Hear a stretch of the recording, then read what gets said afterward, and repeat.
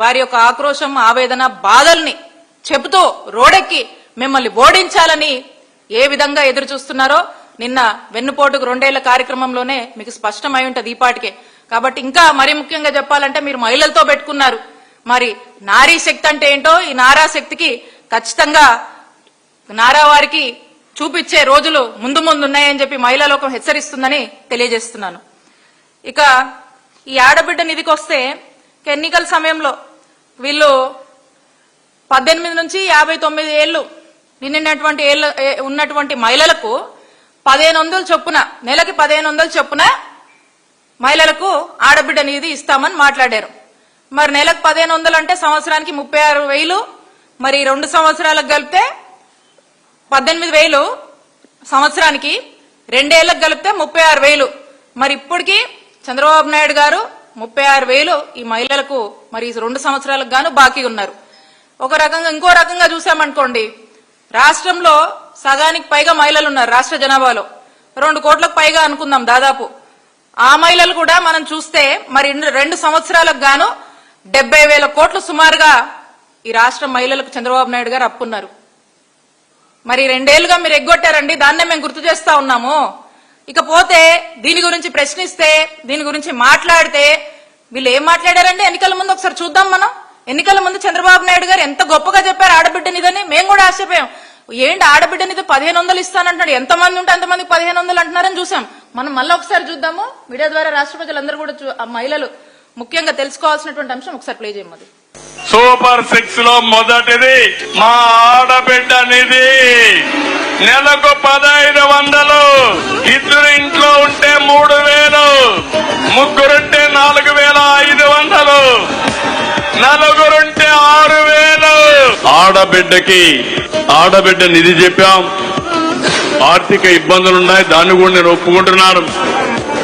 అందుకే P4 తీసుకొచ్చాం, ఇంకా అనేక కార్యక్రమాలు తీసుకొచ్చాం.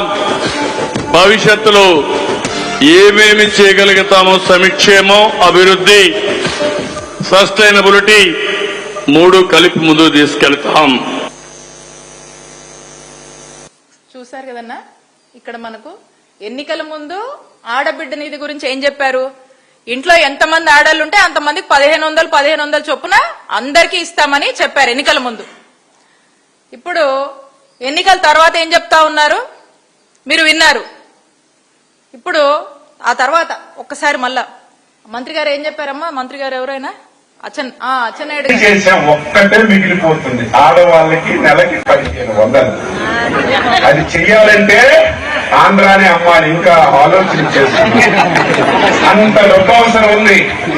ఏమి చేయాలి, ఎలాగా పథకం అమలు చేయాలి ఆలోచన చేసి చంద్రబాబు నాయుడు గారు ముందుకెళ్తున్నారు. అన్ని చేసాం, ఒక్కటే మిగిలిపోతుంది, ఆడవాళ్ళకి నెలకి 1,500.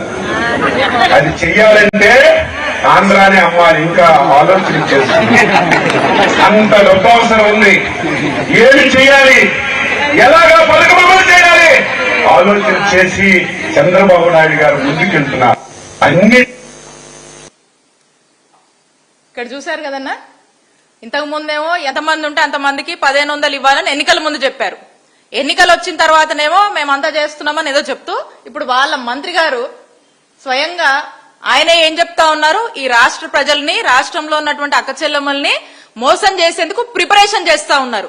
ఏమని, ఆడబిడ్డ నిధి ఇవ్వాలంటేనంట ఆంధ్ర రాష్ట్రాన్ని అమ్మాలంట. మరి ఎన్నికల ముందు తెలీదా వీళ్ళకి? 45 years ఇండస్ట్రీగా చంద్రబాబు నాయుడు గారు. మరి ఆ రోజుని అసెస్మెంట్ చేసుకోలేదా? డబ్బులు సరిపోవని ఆ రోజు తెలీదా? ఎవరిని మోసం చేయడానికి మాటలు మాట్లాడుతున్నారు. నిన్న చంద్రబాబు నాయుడు గారు ఏం మాట్లాడారు చూద్దాం.